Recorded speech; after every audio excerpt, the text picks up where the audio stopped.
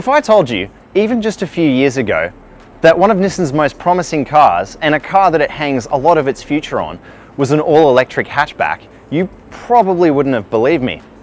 But after launching to surprising success in Europe, we're finally here in Australia with the second generation Nissan Leaf. And I know here are your leading questions. You want to know how much range does it have, how much does it cost, and what's it like to drive? Let's find out. First of all, it's worth noting that today's electric vehicles are, well, normal. The Leaf has a bit of a zany Japanese design, but if it were a modern iteration of the brand's famous in Australia Pulsar hatch, you wouldn't think twice. Inside, it's not obvious that you're sitting in something particularly futuristic, aside from a few blue bits, an odd selector dial, and a dash which consists mostly of a big digital screen. I'd actually go so far as to say the Leaf's interior is luxurious. You've got these nice plush seats, you've got heated steering wheel, you've got heated front seats too. It's a genuinely nice place to be. I'd really like to have telescopic adjust for the steering wheel though.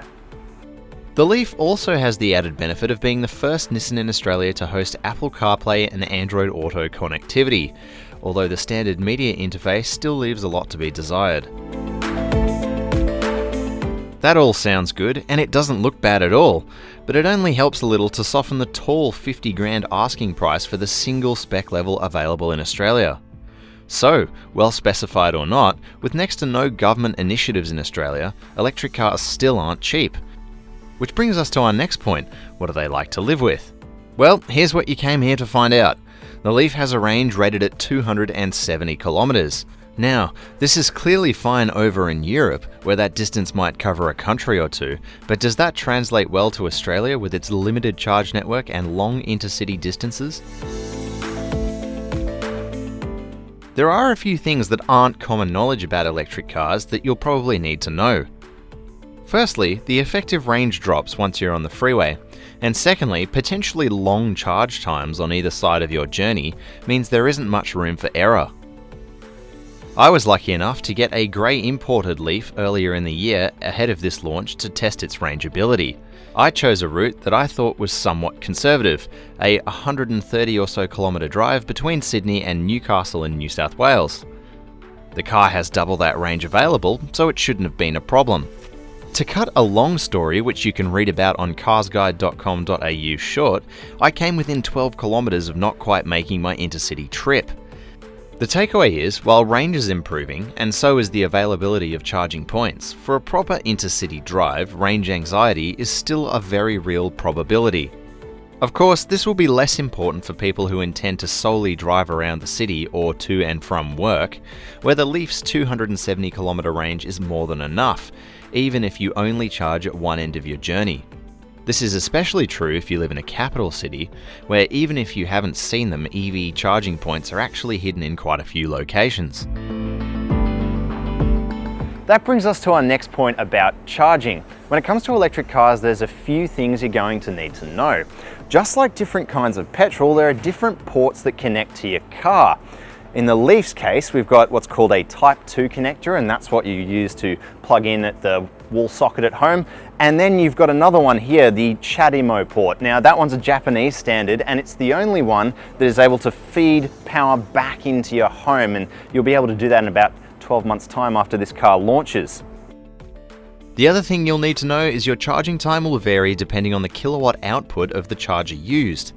Sadly, in Australia, many of these ports are less than 50 kilowatts, making charging times longer than they need to be.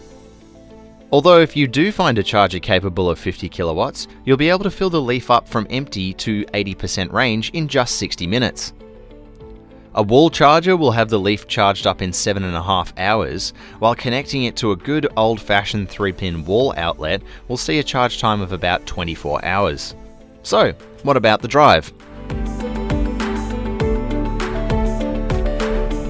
Well, like all other electric cars, the Leaf is going to be a little different from what you're used to. And what that mainly means is the regen braking. So in the Leaf, you've got something called the e-pedal, and that's an on and off regen braking system that if you let your foot off the brake, it will brake for you and feed energy back into the battery.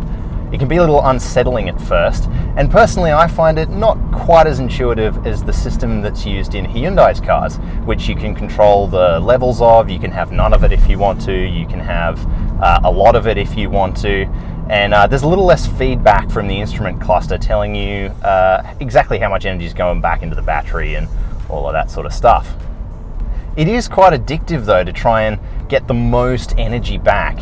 Now this is the feature of the car that makes it have more range when you're driving around in the city. So every time you stop, you're getting a little bit of energy back. Every time you brake hard, you're getting a little bit of energy back. Every time you go down a hill, you're getting a little bit of energy back. And so it gets kind of addictive to try and maximize the amount of range you're getting. And in a way, it's fun.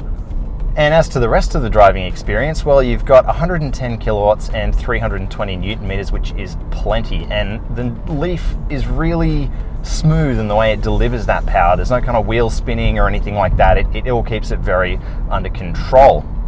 For the ride and handling, well, your battery's underneath the floor, so that makes your center of gravity quite low, and that actually makes the handling quite good.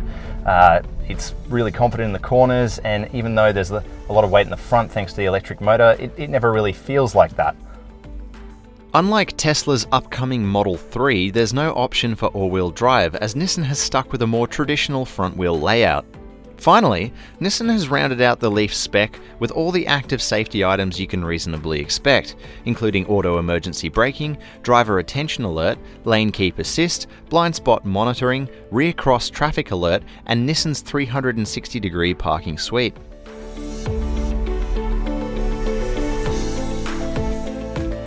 Without any political incentives, and with geography working against it, I don't quite think the Nissan Leaf is ready to revolutionise the EV industry in Australia. For those who live in cities and commute less than 40 kilometres a day, it does make a compelling, if expensive, option though. To read the full review and our earlier range test, remember you can do that over at carsguide.com.au. And if you like videos like this, remember to like and subscribe.